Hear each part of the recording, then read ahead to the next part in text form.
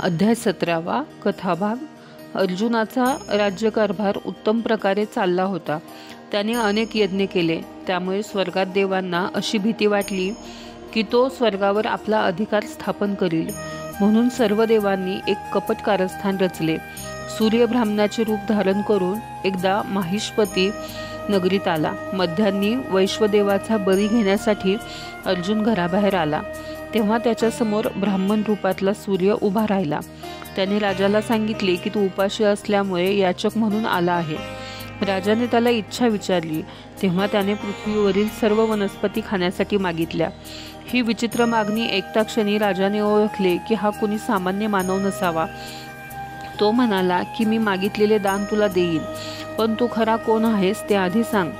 ब्राह्मणाने सांगितले की तो दिवाकर भट असून 14 भुवने पार करून आलेला आहे। तेव्हा राजा म्हणाला की त्याने वनस्पती जरूर खाव्यात। विप्र म्हणाला की तो स्वतः बाण देईल व राजाने शरसंधान करून वृक्ष सुकवावेत, मग तो ते खाईल असे सांगून सूर्याने आपले मूळ रूप प्रकट केले। सूर्याकडून मिळालेल्या बाणांनी शरसंधान करून राजाने पृथ्वीवरील एकूण एक वनस्पती जाळून टाकल्या। त्यात वसिष्ठांच्या आश्रमातील वृक्षवेली सुद्धा जळून गेल्या। तेव्हा त्यांनी रागाने शाप दिला की हा अर्जुन जमदग्नीच्या पुत्राच्या हातून मारला जाईल। या शापाचा परिणाम म्हणून राजाला पुढे स्वर्ग जिंकावा अशी इच्छा झाली।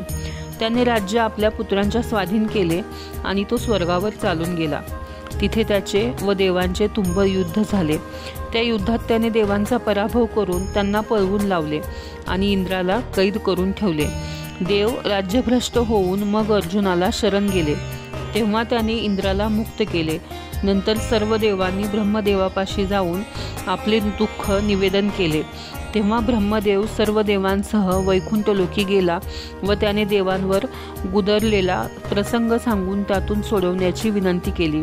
विष्णूने मनात विचार केला व सत्य परिस्थिती जाणली।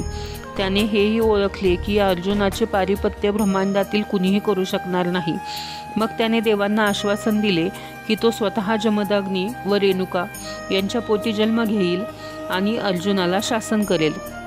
विष्णूकडून असे आश्वासन मिळाल्यानंतर सर्वजण आनंदित झाले व निघून गेले।